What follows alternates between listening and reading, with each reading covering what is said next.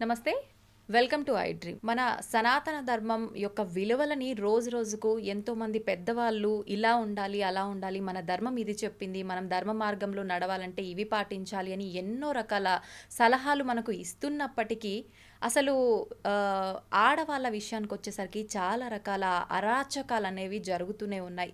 మనకు స్వాతంత్రం వచ్చింది, ఆడది అర్ధరాత్రి కూడా తిరిగే అంత స్వాతంత్రం వచ్చింది అని అనుకోవటం వరకే కానీ నిజంగా స్వాతంత్రం అనేది రాలేదనే చెప్పాలి. చిన్న చిన్న 6 నెలల పసికందుల పైనుంచి కూడా తీసుకుంటే ప్రతి ఒక్క ఆడదైతే చాలు ఏదైనా చెయ్యొచ్చు అనే ఒక రోజుకి ఇప్పుడు ఆడదాని పరిస్థితిని దిగజారు చేస్తున్నారు. అసలు ఇదంతా ఎందుకు జరుగుతోంది? మన సనాతన ధర్మం యొక్క గొప్పతనాన్ని మర్చిపోబట్టేనా? అసలు ఏంటి అనే విషయాన్ని ప్రస్తుతం మాట్లాడబోతున్నాను ప్రణవానంద ప్రభుజీ గారితో. ఇప్పుడు ప్రభుజీతో మాట్లాడి దానికి సంబంధించిన విషయాలన్నింటినీ క్లియర్గా తెలుసుకుందాం. నమస్తే ప్రభుజీ. నమస్కారం అండి. ప్రభుజీ, మనకు ఎంత స్వాతంత్రం వచ్చినా ఎంతోమంది గొప్పవాళ్ళు మీలాంటి వాళ్ళు ఎన్నో రకాలుగా మంచి మంచి విషయాలు తెలియచేస్తున్నా కూడా ఆడవాళ్ళ విషయానికి వచ్చేసరికి వాళ్ళ పైన జరిగే అఘాయిత్యాలు, అరాచకాలు మాత్రం ఏ రోజు తగ్గట్లేదని చెప్పాలి ప్రభుజీ. గత కొన్ని రోజుల నుంచి చూస్తున్నాం, చిన్న చిన్న పిల్లల నుంచి ఉయ్యాలలో ఉన్న పసికందు పై నుంచి కూడా అత్యాచారం జరిగే విషయాలైతే వింటున్నాం. ప్రస్తుతం చూసుకుంటే ఒక 10 రోజుల నుంచి ఒక విషయం అయితే ఎక్కువగా వింటున్నాం. కోల్కతాలో జూనియర్ డాక్టర్ పైన జరిగిన సంఘటన. అసలు అది మాట్లాడడానికే చాలా బాధాకరమైన విషయం. ఎందుకు ప్రభుజీ ఇలాంటివన్నీ ఎందుకు జరుగుతున్నాయి? ఇంత ఘోరమైన పరిస్థితులు తలెత్తుతున్నప్పుడు భగవంతుడు ఎందుకు అవి ఆపటానికి ప్రయత్నం చేయట్లేదంటారు? మీకు ఒక విషయం చెప్తాను. మీరు అన్నారు మీలాంటి వాళ్ళు ఇన్ని విషయాలు చెప్తున్నా సరే ఎందుకు ఈ సమాజం మారట్లేదు అని. మేము ఇన్ని విషయాలు చెప్తున్నా సరే ఎంతమంది వింటున్నారండి? ఎంతమంది తల్లిదండ్రులు తమ పిల్లల్ని ఒక మంచి మార్గంలో మంచి ఎగ్జాంపుల్స్ చూపించి పెంచుతున్నారండి? ఇప్పుడు ప్రస్తుత సమాజంలో ఎలాంటి సీరియళ్ళు నడుస్తున్నాయి, ఎలాంటి సినిమాలు నడుస్తున్నాయి మీకు తెలియదా? స్త్రీని ఒక లేడీని ఎంత ఆబ్జెక్టిఫై చేసి చూపిస్తున్నారు. మనం చూడట్లేదా అండి? ఈ ప్రపంచంలో చూస్తున్నాం. సినిమాలు ఎక్కడైతే స్త్రీలని కొడుతున్నారో, ఎక్కడైతే స్త్రీలని హింసిస్తున్నారో అటువంటివన్నీ సూపర్ డూపర్ హిట్ అయిపోయి 100 రోజులు నడిచిపోయి అందరూ ఎగబడి అలాంటి సినిమాలకు వెళ్ళి చూసేస్తున్నారు కదా. మరి అలాంటి విషయాలను ప్రోత్సహించినప్పుడు మరి ఈ సమాజంలో అలాంటివే కదండి అయ్యేది. మనం ఇంత ప్రార్థన చేస్తూ ఎన్నిసార్లు మనం ఇప్పుడు మిమ్మల్ని మేము ఎలా పిలుస్తాం చెప్పండి? మాతాజీ అని పిలుస్తాం. మాతాజీ అని పిలుస్తాం, అంతేనా? ఎప్పుడైతే మనము ప్రతి ఒక్క స్త్రీని అమ్మ అనే ఒక పేరుతో గౌరవిస్తామో అప్పుడు ఎటువంటి ఇలాంటి భావన రాదండి. ఏ సినిమాలో మీకు ఇలాంటి భావన చూపిస్తున్నారండి? లేదు ఎక్కడ. ఏ సీరియల్ కానీ, ఏ టీవీ ఛానల్లో కానీ, ఏ మూవీ క్రియేషన్లో కానీ స్త్రీ పైన గౌరవము, రెస్పెక్ట్ అనేది ఉంటుందా? ఎంత ఈజీగా ఈ ఒక స్త్రీ అనేది నీ ఎంజాయ్మెంట్ కోసమే పుట్టింది కాబట్టి నువ్వు ఏదైనా చేసుకోవచ్చు, కొట్టినా పర్వాలేదు, తిట్టినా పర్వాలేదు, ఏదైనా పర్వాలేదు, ఎవ్రీథింగ్ ఈజ్ నార్మల్ అని లక్షల కోట్లు మీరే ఇచ్చి మీ పిల్లల్ని మీరు తీసుకెళ్ళి ఆ సినిమాలను ప్రోత్సహించి ఈరోజు ఇలాంటివి అయినా ఇప్పుడు ఎందుకు అవుతున్నాయి అని మనం ఎలా అడుగుతాం చెప్పండి? మీకు ఒక విషయం చెప్తాను. శాస్త్రంలో ఒక విషయం చెప్పున్నారు. మాతృవత్ పరదారేషు పరద్రవ్యేషు లోష్టవత్ ఆత్మవత్ సర్వభూతేషు యః పశ్యతి స పండితః. నిజంగా ఒక వ్యక్తి మంచివాడవుతే, నిజంగా చెప్పాలంటే మగవాడు అని అనాలి అని అంటే మాతృవత్ పరదారేషు, తన భార్య తప్ప మిగతా వాళ్ళందరినీ కూడా ఒక మాతృ స్వభావంతో చూడాలి. మాతృవత్ పరదారేషు పరద్రవ్యేషు లోష్టవత్, వేరే వాళ్ళ యొక్క ధనాన్ని చెత్తతో సమానంగా చూడాలి. నీకెంత భగవంతుడు ఇచ్చాడో అది నాది, వేరే వాళ్ళ ధనం నాకు అవసరం లేదు. ఆత్మవత్ సర్వభూతేషు, నువ్వు ఎలా ట్రీట్ చేయాలి నిన్ను అని అనుకుంటున్నావా అలా వేరే వాళ్ళని ట్రీట్ చేయి నువ్వు ఫస్ట్. అలాంటి వాడు నిజమైన ధీరుడు అని మన శాస్త్రములు చెప్తున్నాయి. ఈ భావన మీరు ఎక్కడైనా సినిమాలో చూసారా? ఎక్కడైనా సీరియల్లో చూసారా? ఎక్కడైనా టీవీలో చూసారా? లేదు. ఎంటర్టైన్మెంట్ పేరుతో ఈరోజు మొత్తం చిన్న చిన్న పిల్లల యొక్క మనస్సు నుంచి మొత్తం కరప్ట్ చేసేస్తే, ఇప్పుడు చెప్పండి, తప్పు చేసేవాడికి తెలియదా ఇప్పుడు ఒక మర్డర్ చేయటం తప్పు, ఒక స్త్రీని అవమానించటం తప్పు, లేదా ఈవ్ టీజింగ్ తప్పు, ఇవన్నీ తప్పు అని చేసేవాడికి తెలియదా అండి? ఎందుకు చేస్తున్నాడు? ఎందుకంటే వాడు చూసే విషయాలన్నీ కూడా ఉన్నాయి, అది నార్మల్ అనుకుంటున్నాడు. లేదా చేస్తే ఏముంది, లేదా ఇంకొక విషయం ఏంటంటే తన ఇంద్రియాలను కంట్రోల్ చేసుకోలేక చేస్తున్నాడు. ఇప్పుడు మీకు ఒక విషయం చెప్తాను, తప్పు చేసేవాడికి తెలిసి తప్పు చేస్తున్నాడు అని అంటే తన ఇంద్రియ నిగ్రహం లేకపోయింది. ఎందుకు ఇంద్రియ నిగ్రహం లేకపోయింది? ఎందుకంటే ఆయనకి ఎటువంటి ఆధ్యాత్మిక బ్యాకప్ లేదు. మనం పెంచేది కేవలం సుఖం సుఖం సుఖం. నానా చదువుకో, బాగా చదువుకుంటే ఏమొస్తుంది, సుఖపడతావు. కాబట్టి మనం ఎప్పుడైతే సుఖం సెంట్రిక్గా పెంచుతున్నామో వాడు అనుకుంటాడు ఇది కూడా నాకు సుఖమే కదా. ఒక స్త్రీని అవమానించినందుకు దుర్యోధనుడు తొడలు విడిగి కురుక్షేత్ర యుద్ధంలో పడిపోతే కనీసం చూసేవాడు కూడా లేకపోయాడు. రావణాసుడికి 10 తలలు తెగి కింద పడిపోయాయి. మండోదరి వచ్చి నీ కర్మ వల్ల నువ్వు ఇలా తయారయ్యావురా నీచుడా అని తిట్టింది లాస్ట్కి. అలాంటి పరిస్థితి వస్తుంది. ఎవరైతే రామాయణ భాగవతాలు చెప్పి పెంచుతారో నాన్న ఇలాంటి తప్పులు చేస్తే ఇలా అవుతుంది. మీకు ఒక విషయం చెప్తానండి, ఈ విషయం చాలామంది అంగీకరించకపోవచ్చు.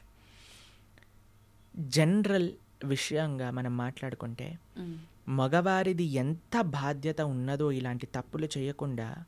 ఇప్పుడు ఇది ఒక ఈకో సిస్టమ్ అండి. మనం లాస్ట్ టైం కూడా మాట్లాడుకున్నాం. ఒక తప్పు జరగకూడదు అని అంటే ఒక వ్యక్తి పైన డిపెండ్ అవ్వకూడదు, మొత్తం ఒక సొసైటీ పైన డిపెండ్ అయి ఉంటుంది. తల్లిదండ్రులు ఎలా పెంచుతున్నారు, మనం చూపించే సినిమాలు సీరియళ్ళు వాళ్ళకి ఎక్స్పోజర్ ఏమని ఉన్నది, తర్వాత మన యొక్క ఫ్రెండ్ సర్కిల్ ఎలా ఉన్నది.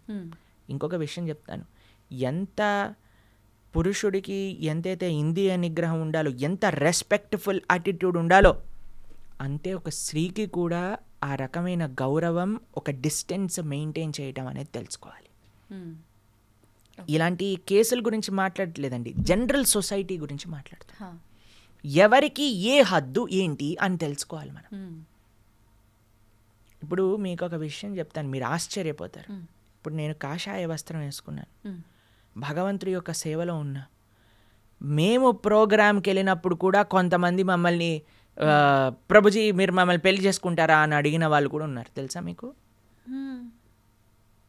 అలా ఎలా అడుగుతారు ప్రభుజీ అసలు? అదే నేను చెప్తున్నాను. అందుకే మేము ఎప్పుడు కూడా ఒంటరిగా ఏ ప్రదేశానికి వెళ్ళాం, ఎప్పుడైనా సరే మా డివోటీస్ మాతో పాటు పట్టుకొని వెళ్తాం అనమాట. ఎందుకంటే ఈరోజు వాళ్ళకి ఆ రెస్పెక్ట్ లేదు. నేను చూశాను స్వయంగా కాబట్టి మీకు చెప్తున్నాను. కాబట్టి మనం చాలా జాగ్రత్తగా ఉండాలండి. అందుకే మేము ఎప్పుడు ఎవరితో ఒంటరిగా ఏ స్త్రీతోటి మాట్లాడాం. మీరు మమ్మల్ని గమనించారనుకోండి, ఎప్పుడు కూడా ప్రతి ఒక్కరిని మాతాజీ అని పిలుస్తాం. కాబట్టి ఆ భావన మాకు నిరంతరం ఉంటుంది. కాబట్టి ఎవరైనా స్త్రీని చూసేసరికి ఒక మాతృభావన మా లోపల కలుగుతుంది అనమాట. ప్రణామం చేస్తాం. కాబట్టి ఇప్పుడు చూడండి, ఒక హద్దును మెయింటైన్ చేస్తాం. కొన్నిసార్లు మాతో ఫోటో దిగాలి అని వచ్చినప్పుడు కూడా మేము వెంటనే పక్కకి జరిగి నమస్కారం చేస్తాం. అవునా కాదా చెప్పండి. ఎందుకు అని అంటే ఆ హద్దు అందరూ మెయింటైన్ చేయాలి, ఒక పురుషుడే కాదు, ఒక స్త్రీ. ఏ విధంగా అంటే మన యొక్క వస్త్రధారణ ఎలా ఉన్నది, మనం ఎంత క్యాజువల్ అయిపోతున్నామో, ఎంత డిస్టెన్స్ చేస్తున్నాం అనేది చాలా ముఖ్యంగా చూడాలండి. కాబట్టి మీరు ఏమంటాం, ఒక పెనం పైన, కాలుతున్న పెనం పైన వెన్న వేశారనుకోండి, కరుగుతుందా లేదా చెప్పండి? ఏయ్ నేను కాలుతాను కానీ నువ్వు కరగొద్దు అని అంటారా? వెన్న ఆగగలుగుతుందా అండి? సాధ్యపడదు. కాబట్టి మనం ఈ హద్దును మెయింటైన్ చేయాలి ఒక స్త్రీ యొక్క అందుకే మన సనాతన ధర్మం is a very beautiful society అండి. ఎలా స్త్రీలు ఎలా ఉండాలి, పురుషులు ఎలా ఉండాలి, నీ యొక్క బాధ్యత ఏంటి, నీ యొక్క బాధ్యత ఏంటి, ప్రతి ఒక్కళ్ళకి వాళ్ళ వాళ్ళ బాధ్యతలు చెప్పారండి. రాముడు ఏకపత్ని వ్రతం చేశాడు ఆయన. అలా సీతమ్మ తల్లి అంత పతివ్రత వ్రతం ఆవిడ చేసేది. ప్రతి ఒక్కరికి వ్రతం ఉన్నదండి, పురుషుడికి ఉన్నది, స్త్రీకి ఉన్నది. లేదు పురుషుడు ఒక్కడే చేయాలి, స్త్రీ నేను ఎలా ఉన్నా పర్వాలేదు అని మనం అనకూడదు. అలా అని వాళ్ళు ఏదైనా పర్వాలేదు మనకు బానిసలు అని వీడు అనుకున్నాడు అనుకోండి, పరమ చండాలమైన ఆలోచన అది. కాబట్టి ఈ సొసైటీ మారాలి అని అంటే దేనివల్ల మారుతుంది అని అంటే మనం దేన్ని ప్రోత్సహిస్తున్నాం, దేన్ని చూపిస్తున్నాం, దేన్ని వినిపిస్తున్నాం. మీకు ఒక విషయం చెప్తాను. రామాయణం సీరియల్ చూపించినప్పుడు, ఎప్పుడైతే ఫస్ట్ టైం రామాయణ సీరియల్ భారతదేశంలో చూపించారో క్రైమ్ రేట్ ఆటోమేటిక్గా తక్కువైపోయిందట. ఎందుకంటే అందరూ రామాయణాన్ని చూస్తున్నారు, అందరు అందులో ఉండే మంచి విలువలను చూపిస్తున్నారు. దాని తర్వాత ఎప్పుడైతే మీకు ఒక విషయం చెప్తాను, మీరు చాలా ఆశ్చర్యం అనుకోవచ్చు, ఎందుకు ప్రభుజీ సీరియళ్ళని సినిమాలని ఇలా అంటున్నారు అని అంటే దాని యొక్క ప్రభావం ఉంటుంది. రీసెంట్గా మేము ఒక వీడియో చూసాము, అందులో ఒక చిన్న పిల్లవాడిని అడుగుతున్నారు, ఇంత చిన్న వయసు నీది గుట్కా తింటున్నావు, ఏం అవ్వదా నీకు అని అంటే, హీరోకి ఏమవ్వంది నాకెందుకు అవుతుంది అని అన్నాడు. అయితే ఆ హీరోకి ఎందుకు అవుద్ది అంటే, ఆయన తింటున్నాడు కదా యాడ్లలో, ఆయనను చూసే నేను తిన్నా. ఎందుకంటే ఏదైతే చూపిస్తుందో అండి దాని మన పైన ప్రభావం ఉంటుంది. మీకు ఒక విషయం చెప్తాను, మొన్న నేను ఒక రీసెర్చ్ పేపర్ చదివాను, అందులో 52% స్మోకింగ్ ఆన్ స్క్రీన్ పైన చూసి పిల్లలు స్టార్ట్ చేశారట. 52% smokers have seen it on screen. సగానికి ఎక్కువ మంది అప్పుడు నేర్చుకున్నారట. ఇది ఒక అమెరికాలో ఒక రీసెర్చ్ పేపర్, మీరు టైప్ చేయండి ఇంటర్నెట్లో మీకు దొరుకుతుంది. అందుకే మేము చెప్తున్నాం, పిల్లల్ని బాధ్యతాయుతంగా పెంచండి, అటు ఆడపిల్లైనా మగపిల్లవాడైనా. సంస్కారములు నేర్పించండి. ఫ్యాషన్ అని వెస్ట్రన్ సొసైటీ యొక్క ఫ్యాషన్ని భారతదేశం, మీకు ఒక విషయం తెలుసా అండి, అమెరికాలో పాశ్చాత్య దేశంలో 10-15 పెళ్ళిళ్ళు చేసుకుంటూ పెళ్ళి డైవర్స్, పిల్లవాడు ఎవరు తండ్రో తెలీదు, ఎక్కడో తెలీదు, ఆడవాళ్ళు మొత్తం కూడా బాధపడుతూ గవర్నమెంట్ డబ్బులు ఇస్తే దాంతో బ్రతుకుతూ మెంటల్ హెల్త్తో ప్రాబ్లం అయ్యి ఎన్ని రకాల నానా అఘాయిత్యాలకి గురవుతున్నారు అనేది మీరు పాశ్చాత్య దేశాన్ని అనుకరిస్తే పాశ్చాత్య దేశంలో ఎలా ఉందో ఒకసారి అర్థం చేసుకోండి. ఫ్యాషన్ పేరుతో వెస్టర్న్ వరల్డ్ని మనము ఇమిటేట్ చేయటం కాదండి మనకు కావాల్సింది. మన సనాతన భారతీయ విలువలు మనం పాటిస్తే అది నిజమైన ధైర్యము, అది నిజమైన శక్తిని, నిజమైన ప్రొటెక్షన్ని మనకు కలిగిస్తూ ఉన్నది. కాబట్టి ఎంత మగవారు బాధ్యత వహించాలో అంతే ఆడవారు బాధ్యత వహించాలి.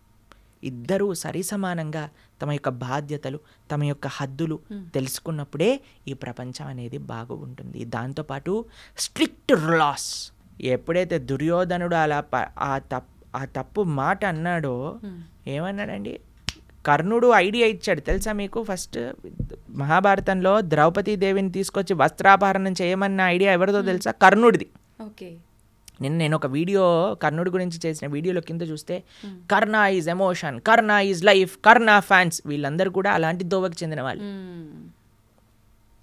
కేవలం ఒక సినిమా రావటం వల్ల కర్ణుడు గొప్పవాడు అవ్వడండి. కర్ణుడు ఉన్నాడు అని చెప్పినదే మహాభారతం. మహాభారతాన్ని ఏదైతే జరిగినట్టుగా వ్యాసుల వారు దేన్నైతే ప్రస్తావన చేశారో ఆ విషయాలను ఫస్ట్ మనం అర్థం చేసుకోవడానికి ప్రయత్నం చేయాలి. వ్యాసుల వారు ఏమన్నారు, ఎందుకు, ఏం చేశాడు కర్ణుడు అని మన వాళ్ళకండి. అందుకే నేను చెప్తున్నాను కదా, సినిమా యొక్క ప్రభావం ఎంత ఘోరంగా ఉన్నది అనే విషయాన్ని అర్థం చేసుకోవాలి. కాబట్టి ఈ విషయాన్ని మళ్ళీ మీకు ప్రస్తావన చేస్తున్నా. కర్ణుడు అంటున్నాడు, ధర్మమా, నేను రథచక్రాన్ని తీస్తున్న కృష్ణ ఆగాలి, నా పైన బాణం వేయకూడదు అని అంటే ద్రౌపదీదేవిని వస్త్రాపహరణం చేయటం చెప్పటం ధర్మమా నీదిరా? కాబట్టి నీలాంటి ధర్మాధర్మ విచక్షణ లేని వాడికి మేమేంటి ధర్మం చూపించా, వెయ్యి అర్జున బాణము అని అన్నాడు. కాబట్టి ఎవరైతే ఇలాంటి తప్పులు చేస్తారో వాళ్ళకి కఠినమైన ఘోరమైన శిక్ష వేస్తే మిగతా వాళ్ళందరూ భయపడాలి. అలా ఉండాలండి. కాబట్టి గవర్నమెంట్ స్ట్రిక్ట్ యాక్షన్, ఇంకా యాక్షన్ తీసుకోకుండా వాడిని ఏదో కాపాడాలని చూస్తున్నారు కదా, అలా కాకుండా స్ట్రిక్ట్ యాక్షన్ అనేది తీసుకోవాలి. అప్పుడే ఈ యొక్క సొసైటీ అనేది బాగుపడుతుంది. నిజంగా ప్రభుజీ, కఠినమైన శిక్ష పడాలి అని మనం అనుకుంటున్నాం, కానీ చాలామంది ఇలాంటి ఘోరాలు చేసిన వాళ్ళు స్మూత్గా తప్పుకుంటున్నారు, ఎటువంటి శిక్షలు పడకుండా చాలా మందిని చూస్తున్నారు. అదే కదండి, అలా ఉండకూడదు. కఠినమైన శిక్ష నిజంగా చెప్పాలంటే అందరి ముందు కానీ వాడిని శిక్షిస్తే ఇంకొకటి భయపడి తీరాలన్నమాట. ఎక్కడైతే ఇలాంటి వాళ్ళకి ఏమి పెద్ద పెద్ద కోర్టు చుట్లు తిప్పటాలు అవి ఇవి అన్నీ చూపించటాలు ఏం లేదండి. తప్పు చేశాడంటే అందరి ముందు శిక్ష వేసేయాలి, అయిపోతుంది అంతే. ధన్యవాదాలు. హరే కృష్ణ.